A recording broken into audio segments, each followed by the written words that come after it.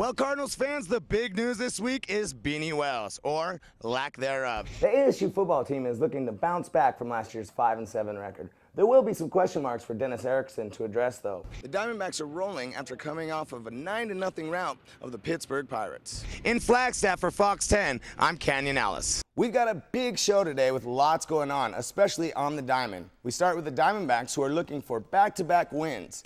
Kirk Gibson and the boys getting ready for battle against the last-place Pittsburgh Pirates. Chad Tracy hits a bloop single in the bottom of the second. Miguel Montero turns on his motor and gives the Diamondbacks a 1-0 lead. Having deja vu, Mike Reynolds steps up his defense with a fearless catch, diving into the stands, putting his body in harm's way. So good, let's take another look. Amazing. Everyone gives him a standing ovation, even Chad Tracy. Felipe Lopez's replacement, Ryan Roberts, goes yard, hitting his first home run of the year and his second of his career. The Diamondbacks players congratulate him on a job well done. Tie ball game when Garrett Jones goes deep for a 2-run bomb, his 10th home run of the year in 19 games. The Pirates would never look back, beating the D-backs 10-3.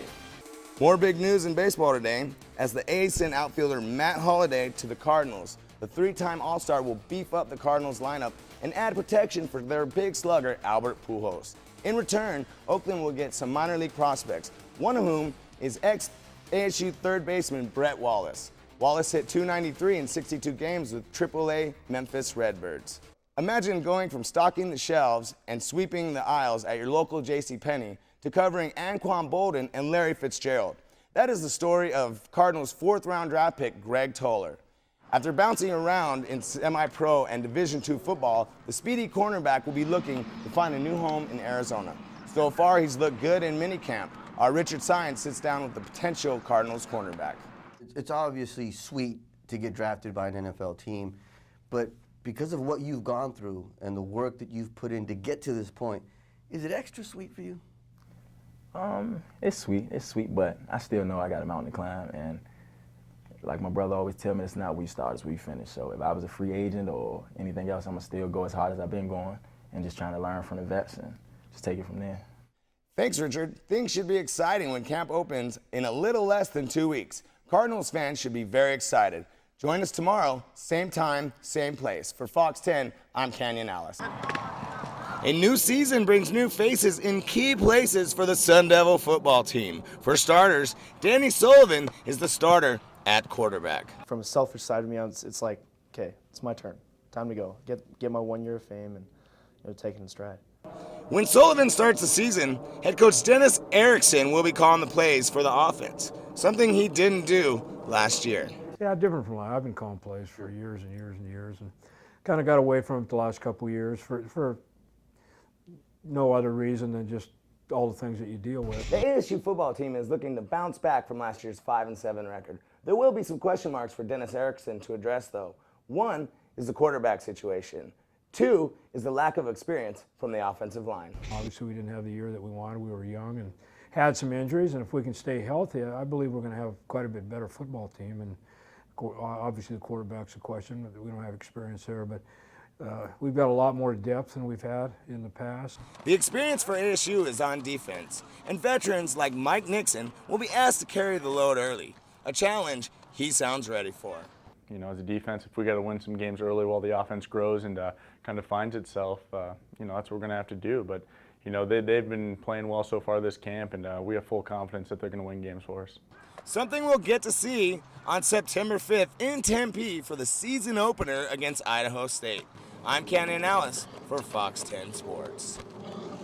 Well, guys, I am exhausted after that game. The matchup between the Iowa Hawkeyes and the U of A Wildcats lasted about 4.5 hours and felt more like a roller coaster ride than a football game. After Iowa tied the game late in the fourth quarter, U of A showed what it's made of by coming back with a late fourth quarter touchdown drive led by Nick Foles. We got up with some of the players to see their reactions and Coach Stoops to see exactly what was going through his head. I got one last question for you guys. How do you get an Iowa Hawkeyes graduate off your porch? You pay for the pizza.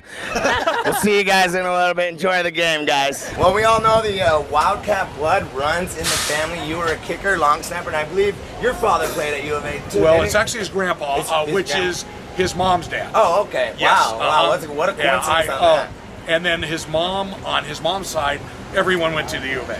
Okay, So we are diehard Cats. So it was his birthright. Is Oh, what you're yeah. saying. You used to watch games as a kid. all the time. What's it gonna be like when you're running out on the field next year? It's honestly gonna be pretty crazy because like I remember going to the games like driving home at 3 in the morning with my family, but I mean it's gonna be crazy. Yeah, it's going to be rough because I know how much I really love the Cats. And I tell you, the minute he steps foot on that football field at U of A, I'm going to be balling.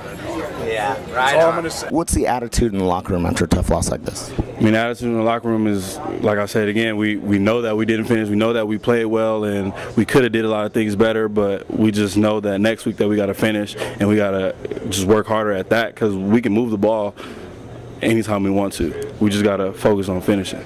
Seems like the last couple of weeks you guys have been doing some variations of the nickel. Tonight you went with a defense that looked like it was 3 D linemen, 2 linebackers, and 6 DBs. Tell me a little bit about that defense and what was the purpose of that? When we get into that formation, we're just trying to get some more pressure on the quarterback and also just give the offense something different to look at. We can blitz out of it, we can go coverage out of it, so just gives the offense something they haven't seen before. You obviously had a big game tonight. What were some of the things you're exploiting as far as the defensive backs on their defense? I feel like they really did nothing to stop us. I feel like we had a great game plan and everything, was just clicking on our cylinders. And in fact, Stacy, I don't know if you know this, but I used to have that very same shirt growing up.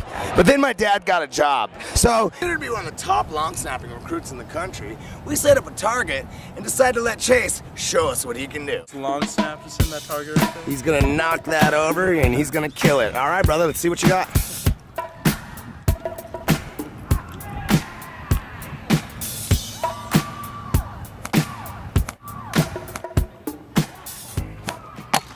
That's how the Wildcats do it. Wildcats are now undefeated going into the Pac-10 season.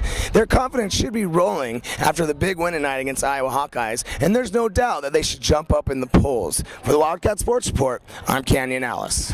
From the opening kickoff, the Wildcats took it to the Washington Huskies. Quarterback Matt Scott stepped in and didn't miss a beat as the Wildcats defeated the Huskies 44-14. With a 6-1 record, the Wildcats now turn their focus to the UCLA Bruins. For the Wildcat Sports Report, I'm Canyon Allis.